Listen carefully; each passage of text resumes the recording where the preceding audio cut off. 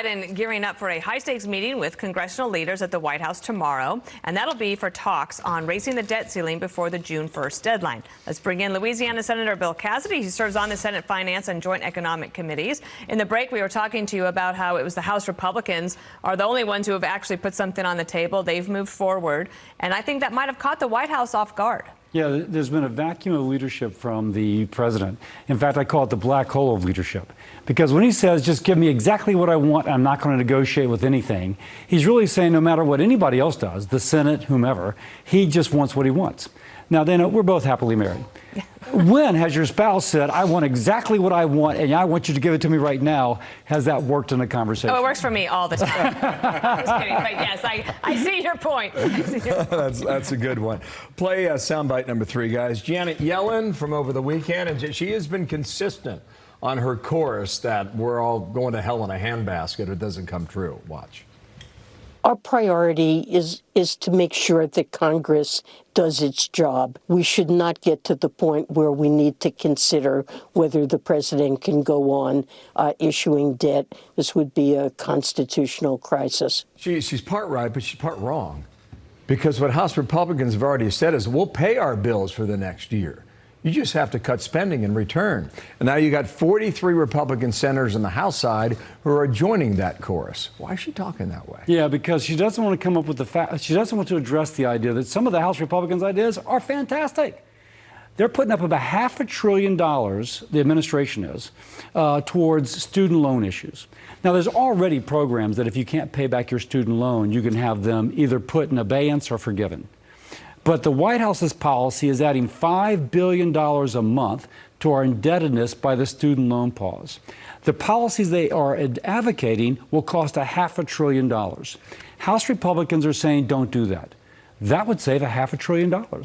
Pretty reasonable, and the White House doesn't want to do it, so they want everything exactly as they want it. The president needs to engage. That ABC poll also showed this, asking who would people blame if default does happen. 39% say they'd blame Republicans, Biden 36%, and both equally. I mean, that's kind of evenly split. So you have this meeting with Biden tomorrow. Do you think something comes out of that? I sure hope so, but it really is a negotiation between Biden and Kevin McCarthy with the House Republicans. And the president has known that for weeks, and only now is he meeting, but he's meeting also with Schumer and McConnell. It is between him and McCarthy. He knows that. He's got to engage. He's got to show leadership. Do you think the White House was surprised that Republicans, with that slim majority, were able to pass what they actually did? I don't know their reaction. I don't know if they're surprised, but I think it points to a dynamic. He's got to get something with McCarthy that can pass the House Republicans. If they were surprised, it shows you that, my gosh, they had House Republicans voting for a debt ceiling increase who had never before done so. Right. McCarthy did his job. Steve Scalise did his job. Let me ask you about this. This poll in Gallup asked about Americans being worried about the security of their money because this is the first week, at least so far, it's only Monday morning, that we haven't had a big major bank crisis, right? So this is people who are worried about the safety of their money in banks. 19% of Americans very worried, moderately worried 29%. So does that worry, is it warranted? Or do you think that everything is okay in the banking sector? I've spoken to Michael Barr, who is the Federal Reserve kind of point person on bank regulation. He assures me that it's only a handful of banks that are in trouble. But if the American people are more broadly concerned about our nation's fiscal house, they should be. One thing I've been speaking of, Social Security is going insolvent in 8 and 9 years. Going insolvent. When it does, everybody on social gets a 24% cut. Now, neither Biden nor Trump are talking about it seriously. They both say there's not a problem and we don't need to do anything. The American people are right to be concerned about our financial system. We need leaders who are honest. That's a tough hill to climb.